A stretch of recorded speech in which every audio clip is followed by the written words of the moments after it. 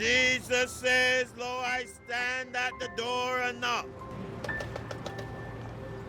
Jesus is knocking on the door of your heart today.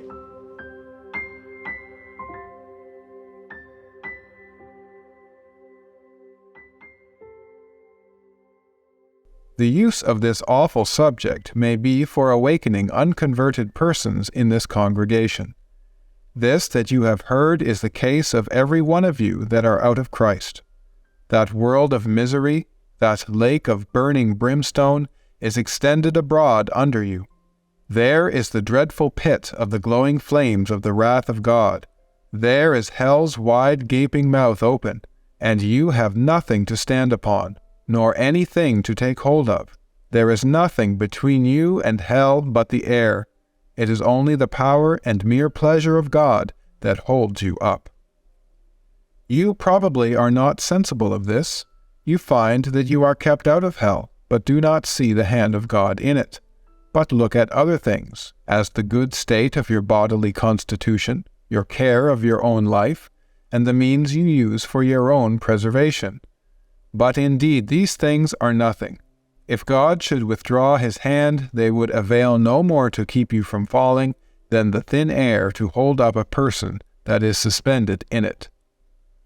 Your wickedness makes you, as it were, heavy as lead, and to tend downwards with great weight and pressure towards hell.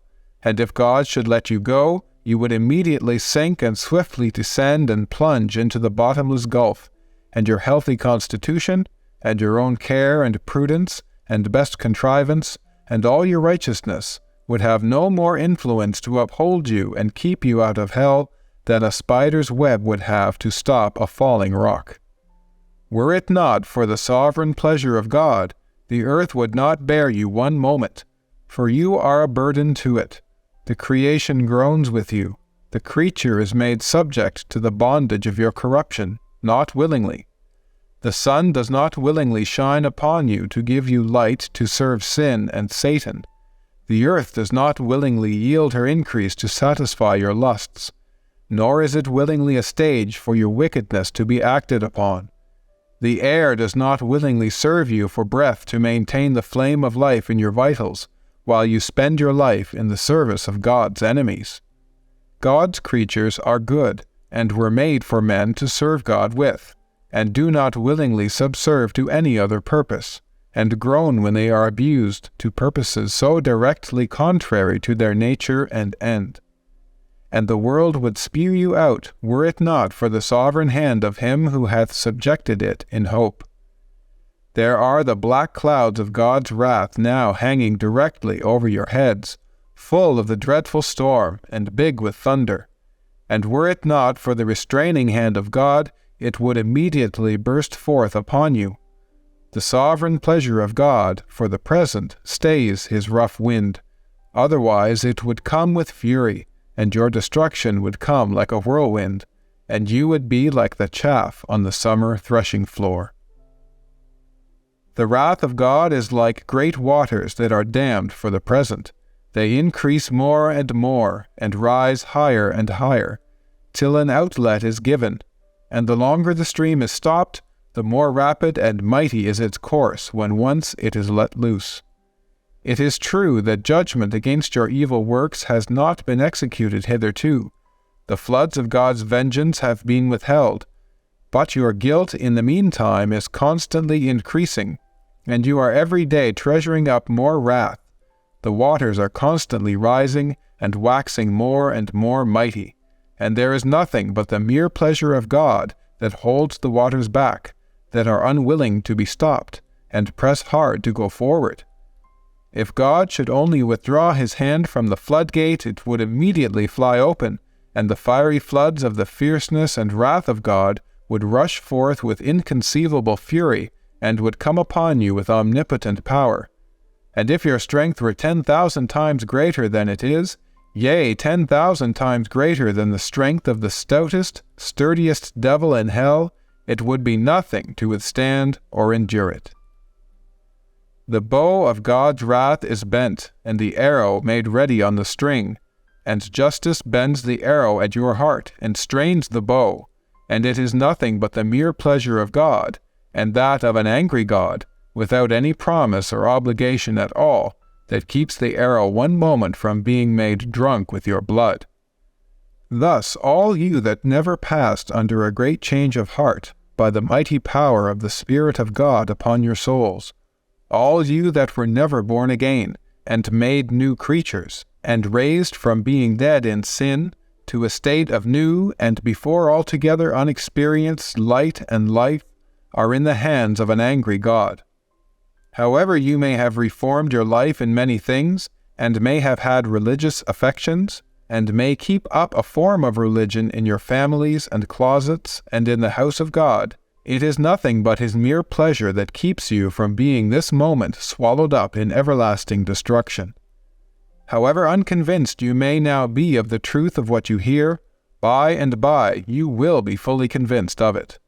Those that are gone from being in the like circumstances with you, see that it was so with them, for destruction came suddenly upon most of them, when they expected nothing of it, and while they were saying, peace and safety. Now they see that those things on which they depended for peace and safety were nothing but thin air and empty shadows.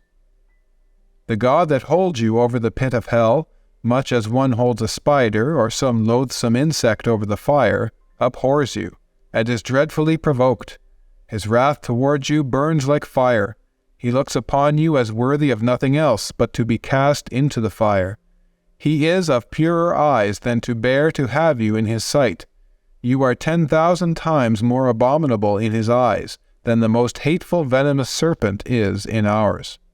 You have offended him infinitely more than ever a stubborn rebel did his prince, and yet it is nothing but his hand that holds you from falling into the fire every moment.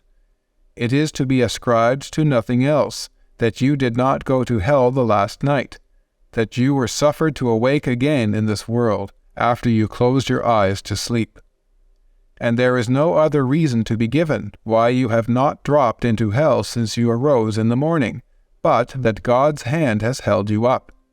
There is no other reason to be given why you have not gone to hell, since you have sat here in the house of God, provoking his pure eyes by your sinful, wicked manner of attending his solemn worship. Yea, there is nothing else that is to be given as a reason why you do not this very moment drop down into hell. O sinner, consider the fearful danger you are in. It is a great furnace of wrath, a wide and bottomless pit, full of the fire of wrath, that you are held over in the hand of that God whose wrath is provoked and incensed as much against you as against many of the damned in hell. You hang by a slender thread, with the flames of divine wrath flashing about it, and ready every moment to singe it and burn it asunder.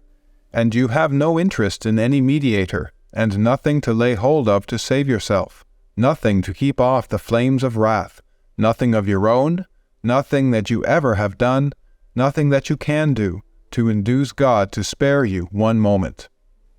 And consider here more particularly, 1. Whose wrath it is. It is the wrath of the infinite God. If it were only the wrath of man, though it were of the most potent prince, it would be comparatively little to be regarded. The wrath of kings is very much dreaded, especially of absolute monarchs who have the possessions and lives of their subjects wholly in their power, to be disposed of at their mere will.